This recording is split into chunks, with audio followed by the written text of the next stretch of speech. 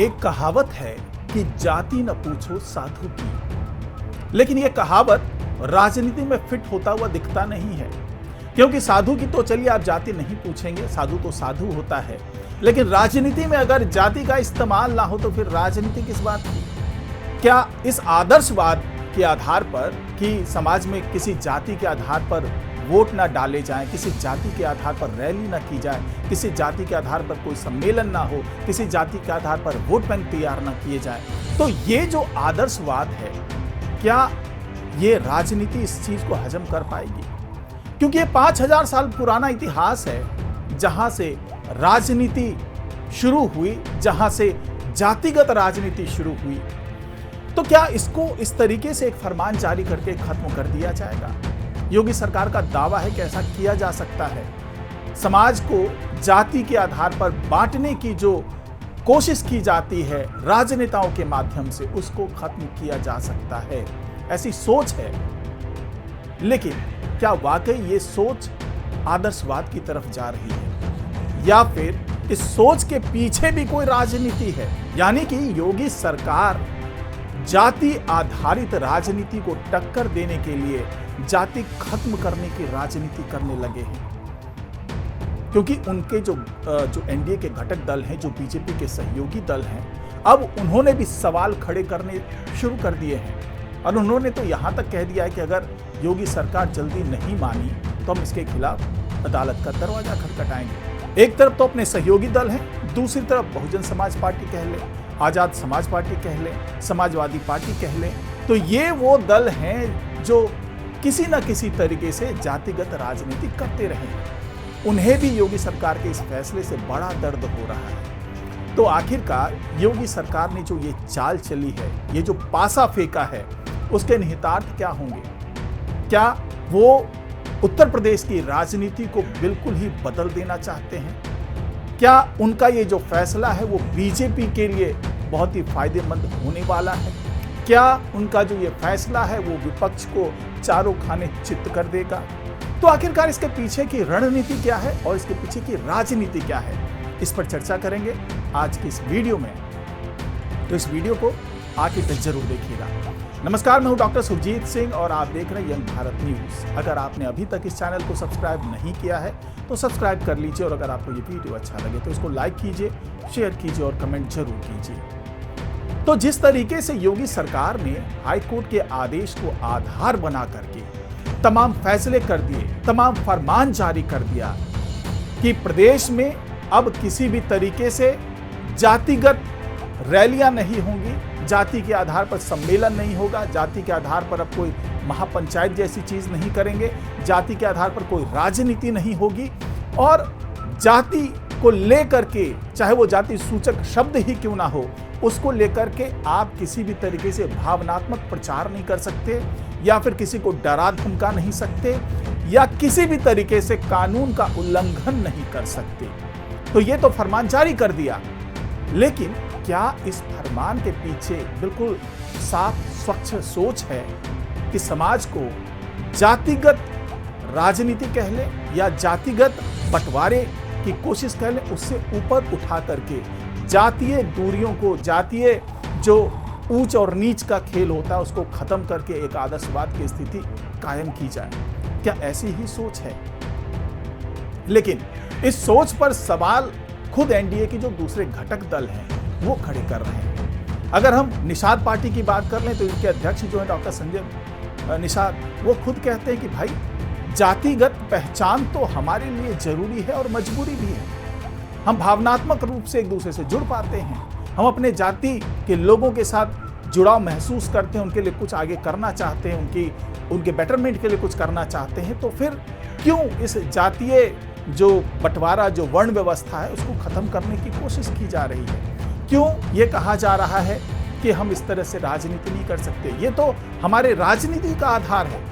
और अगर योगी सरकार इस जिद पर कायम रहती है तो हम इसके खिलाफ अदालत का दरवाजा खटखटाएंगे। और यही सोच रखती हैं अपना दल, इसकी जो नेता हैं अनुप्रिया पटेल, केंद्र में मंत्री भी हैं, वो भी ऐसा ही कहती हैं कि इस तरीके का फैसला करके योगी सरकार हम लोगों पर सवाल खड़े कर रही है, यानी कि वो छोटे छोटे दल जो जातिगत राजनीति कर रहे हैं उस पर सवाल खड़े करना चाह रही है योगी सरकार। और योगी सरकार को इस फैसले पर दोबारा विचार करना चाहिए, उसके बारे में सोचना चाहिए। क्योंकि हम जिन पिछड़ों की बात करते हैं, हम जो महादलित की बात करते हैं, तो उसकी जो खैर खबर रखने की बात होती है तो वो तभी हो सकता है जब हम जातिगत राजनीति में इन्वॉल्व रहें। तो योगी सरकार क्या ये आदेश देकर के उन पिछड़ों का हक मारना चाहती है, उन जो अति पिछड़े हैं, जो महादलित हैं, जो वंचित हैं, उनका हक मारना चाहती है? ये सवाल घटक दल खड़े कर रहे हैं। अगर हम विपक्ष की बात कर लें तो अखिलेश यादव ने तो बाकायदा कह दिया कि जो 5000 साल से वर्ण व्यवस्था चल रही है, जो जातिगत समीकरण है, उसको एक झटके में क्या खत्म कर दिया जाएगा? क्या आदर्शवाद को लाया जा सकता है? क्या ये जो सोच है योगी सरकार की वो भविष्य में किस तरीके का रंग दिखाएगा? ये तमाम सवाल हैं जो अखिलेश यादव भी कर रहे हैं और ये सवाल बहुजन समाज पार्टी की तरफ से भी आ रहा है। क्या आने वाले दिनों में जो मायावती हैं वो मंच पर खड़े होकर के ये नहीं बोल पाएंगी कि मैं दलित की बेटी हूं? क्या जो अखिलेश यादव हैं वो पीडीए का अपना जो समीकरण है वो नहीं बता पाएंगे कि हम पिछड़ों की, दलित की और अल्पसंख्यकों की राजनीति करते हैं? क्या आजाद समाज पार्टी के जो सांसद हैं, नगीना के सांसद हैं चंद्रशेखर, क्या वो बोल पाएंगे कि हम पिछड़ों की राजनीति कर रहे हैं, वंचितों की राजनीति कर रहे हैं और इन पर ध्यान दिया जाना चाहिए? तो कुल मिलाकर के जो समीकरण है वो यहीं पर आकर के रुकता हुआ दिख रहा है।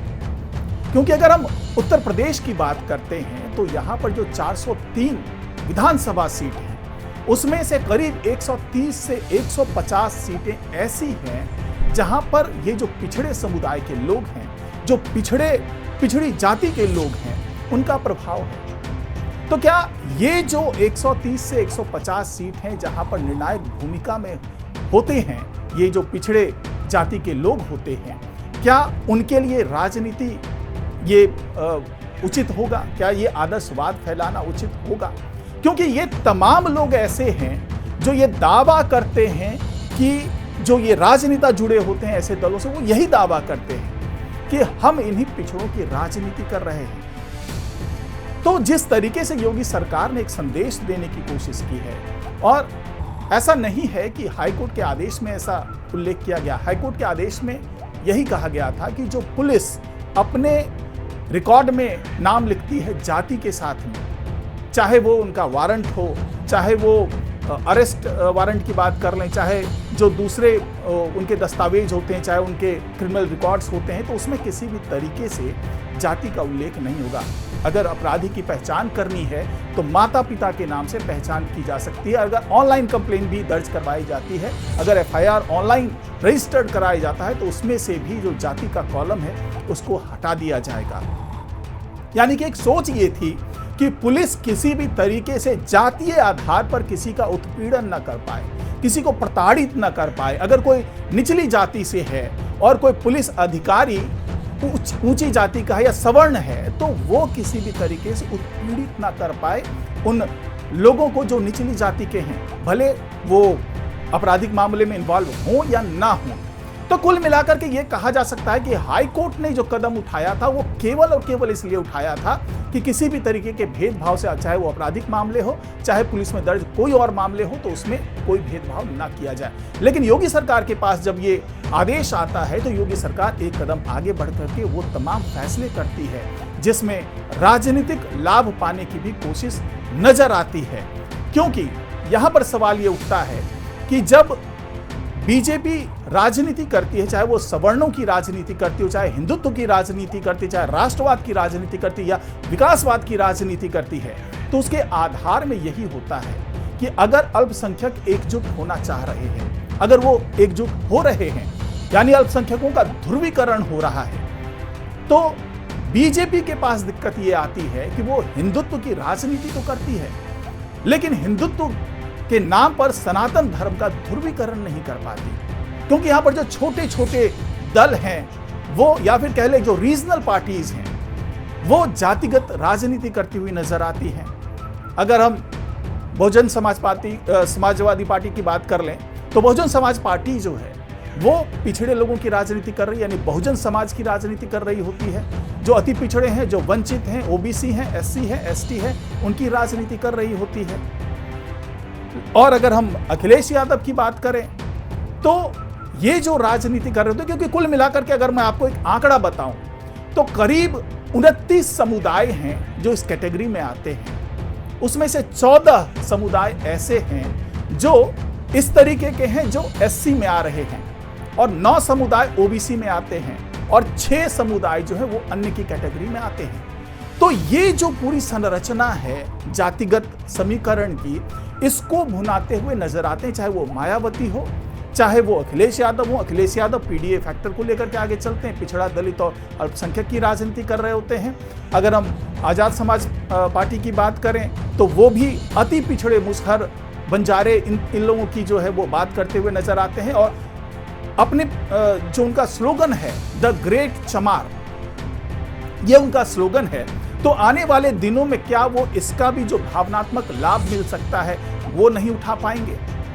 और अगर हम आगे की बात करें, अगर हम सुबह सपा की बात करें, यानी कि जो सुहेलदेव पार्टी है उसकी बात करें, भारतीय समाज पार्टी सुहेलदेव वाली बात जो अगर हम करते हैं, तो वहां से जो ओपी राजभर आते हैं वो भी ऐसे ही राजनीति करते नजर आते हैं। वो भी पिछड़ों की राजनीति कर रहे होते हैं, वो भी जो महादलित है उनकी राजनीति कर रहे होते हैं।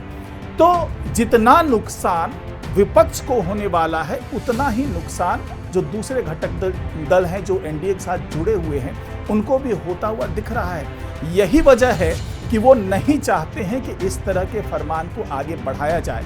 और विपक्ष वाले तो बाद में कोर्ट में जाएंगे, लेकिन लगता है कि एनडीए के जो दूसरे घटक दल हैं, जो छोटे छोटे दल हैं, जो जातिगत राजनीति कर रहे हैं, वो पहले अदालत का दरवाजा खटखटा देने वाले हैं। तो हो सकता है कि योगी सरकार के पास ये एक बेनिफिट हो जाए कि अगर उनकी बात रख ली जाती है, अगर हम संविधान की बात करते हैं तो जिस संविधान में अपने धर्म और अपनी जाति की सुरक्षा और उसके जो नियम, कायदे, कानून हैं उसको फॉलो करने की आज़ादी मिली है, ये अधिकार मिला है, अगर इस अधिकार के नाम पर कोर्ट योगी सरकार के फरमान को खत्म कर देती है तो योगी सरकार ये कह सकती है कि हम तो चाह रहे थे कि समाज का बंटवारा ना हो, जातिगत बंटवारा ना हो, लेकिन शायद ये जो विपक्ष हैं या फिर हमारे जो घटक दल है वो ऐसा चाहते नहीं है, यानी कि एक सिंपैथी वाली बात हो जाएगी।